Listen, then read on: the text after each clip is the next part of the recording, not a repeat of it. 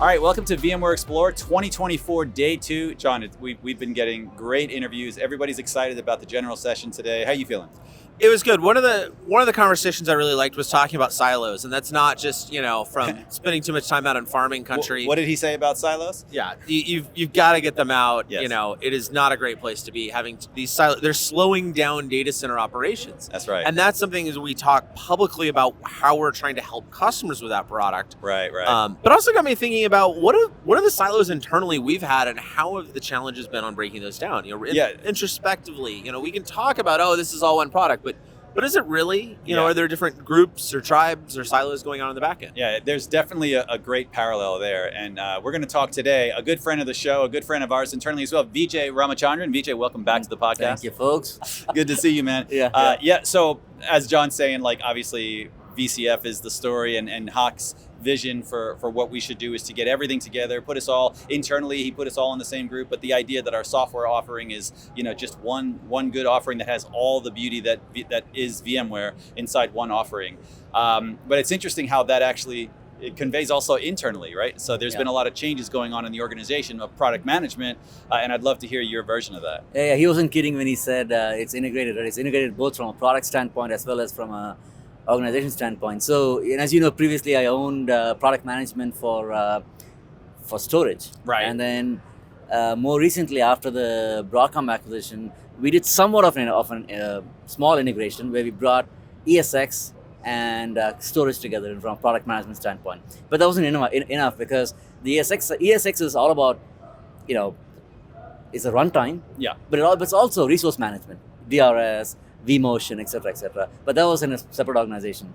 And networking, you cannot talk about core infrastructure without networking. And so the most recent organizational change, I think, is actually we've come a long way. We've consolidated both compute, all three core infrastructure components, compute, storage, and networking, into one organization. And so I lead that. And then, of course, I have a counterpart who leads the management piece, which also bringing together VRA, VROps, and all the management and operation stuff into one, PM team. So, that makes sense. And this is something that historically, people may not have realized that there were all these different segmentations and boundaries. And it's, something where we tried to work across them, but sometimes there'd be challenges of finding the right person for something. It's like, I'll go talk to the compute people because I want a feature added to the distributed switch. Oh, wait, that's actually another networking group. It sometimes was challenging when you had those silos. That's exactly right. And in fact, that's one of the reasons why we even did this change, is because we don't want to have those hard way of doing business, right? Even delivering products means that you have to go and talk to 5 different teams to get something done. But now with this organization, well, the buck stops here, right? I need to make sure that compute, storage, networking sort of, work together well. Yeah. And so that's the whole idea. Well, and is that changing how we deliver software, like from the Gantt chart of having everything roll up to one, accountable person? 100%, because the prioritization comes from one person. There's no longer the storage team wants this, but the networking team wants something else. Different priorities. That's gone. And of course we have different engineering managers, but the priorities come from product management, and we can harmonize the priorities across the 3 different components. So, ultimately those priorities, they may come from you, but they actually really come from the customer, which I feel like is part of the reason you come to the show, is to sit down and talk to those customers. Actually, I got to tell you, it's been eye-opening for me because networking and compute are sort of new to me. Yep. From a VMware standpoint. Sure. I started my career as a networking engineer, but it's new to me from a VMware standpoint. Do you have your certifications? I went halfway through CCI, but didn't complete it. So, but when I talk to customers now, I'm not talking about storage. I'm talking about core infrastructure. How does networking impact storage? How does storage impact networking? Yep. How does compute? How does your resource management impact your other components? So it's eye-opening for me because I am seeing a different world which I haven't seen before. Which is, I was so siloed myself. Yep. Now I'm sort of opening up my horizon to the whole thing. And that honestly that's such a great idea that you now are for you to see that and realize that as the head of the product management now.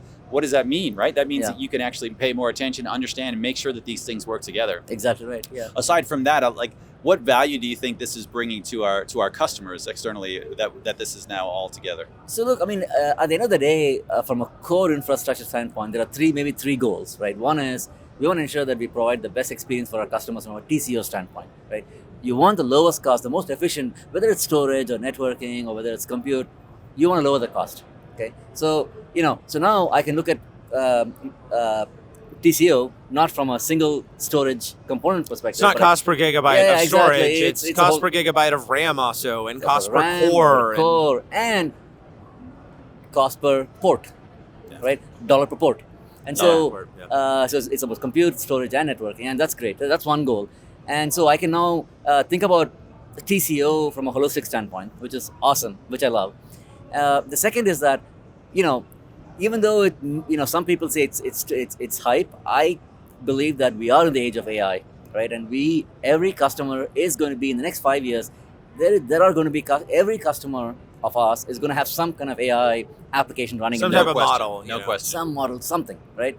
And for that, core infrastructure is the most important component of it, because you cannot do anything in AI without infrastructure. And so as we think about the next generation of application, and not just Kubernetes or how it's run, but the actual application, right? And when you talk about AI application, you need to provide the right infrastructure for that. And so again, bringing together compute, storage, and networking as one sort of holistic infrastructure to deliver for those applications is an awesome thing. And so we have to think about what does it mean for us from a VMware standpoint. And the third goal for us is that integration is great on paper, on PowerPoints, but the hard part is actually trying to get that compute, storage, and networking talk to the same VCOps and the same VRA. So it's all about integration across the internal ecosystem, which is all the other components, all the management components about about storage, compute, and networking. And so the three goals that I have for the team are, making sure that we keep delivering the lowest TCO possible across the core infrastructure. Number two, set ourselves up well for the next generation of application, and I have in mind AI as sort of the key, application there, and or class of applications, I should say. And then number three is ensuring that these three components work well with the entire ecosystem of products or portfolio of products. I like that. I like that, especially the AI is challenging all of the different areas, all of those different silos simultaneously. Yeah.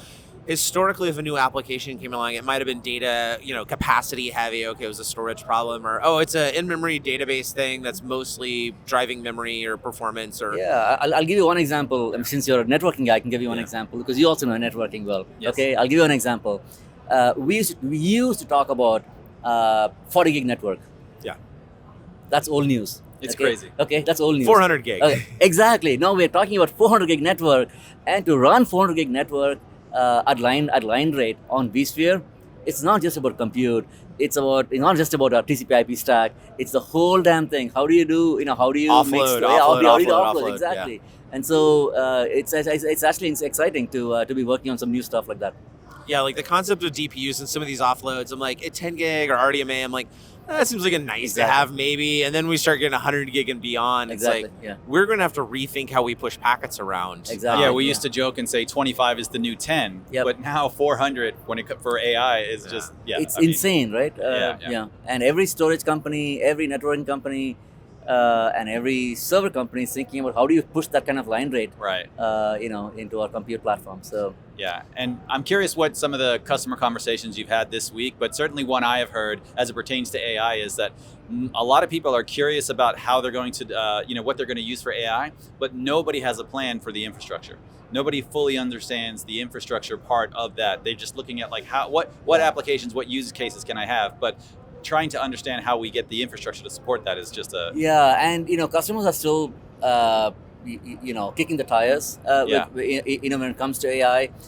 You're exactly right. They don't know what infrastructure, and you may know that some of the GPUs in the market are not easily available either. Yeah. And so as they plan for AI infrastructure, they need to think about not just a single vendor strategy, but a multi-vendor strategy as well for them. And so, how do you get the right GPUs? It's not just about GPUs. It's also about accelerators, right? How do you? Yeah, I've seen the TPUs, and I saw AMD just dropped a new accelerator that just does video. That's all it does is video. And there's so much noise in the market. Customers are having a hard time just keeping up with what's going on. Right. And it's everyone has to learn, including myself. But customers have to really come up to speed on what's going on. It's interesting. You're saying that you're kind of new to looking at the compute. I thought compute was boring for a long time. It's like, okay, x86, RAM, DDR3, 4, 5. Okay, maybe a GPU for VDI, maybe something weird. But the amount of unique I was just looking over at the Samsung, the CXLs, interface and talking to some of the storage. Is it storage? Is it memory? Is it both? Who knows? Like, servers are getting weird. Servers are getting weird because what we're also finding is that a processor is not a processor anymore, right? I mean, there's a host processor, and then there are these other processors. And so as VMware, we got to figure out how do we leverage these other processors, because there are specific processors that are meant to do specific processing. That FPGA lurking in the GPU, there's all kinds of, and they're very distinct. And VMware needs to adapt. We have to adapt our software to leverage these different hardware devices that are in the market and that are coming in the market, right? FPGAs and accelerators, and it's not just about AI; it's also about security. Even for security, there are new processors that are coming into the market that are specific for that use case. Mm-hmm. And so, how do you leverage it? And so, it's becoming weird. Weird is not the right word, but it's becoming complex. Yeah, complex is a good word for that, for sure. Well, Vijay, I know we have a little bit of time with you. I know you got to get off to your session, which is charting the future of VCF core infrastructure. So for those listening at home, be sure to listen to that session. It'll be available on demand. Yeah. Vijay, I want to thank you for joining us on Virtually Speaking, and enjoy the rest of your week. You guys are awesome. Yeah, I love it. Yeah, thank you so much. Always love having you. Take care. Yep.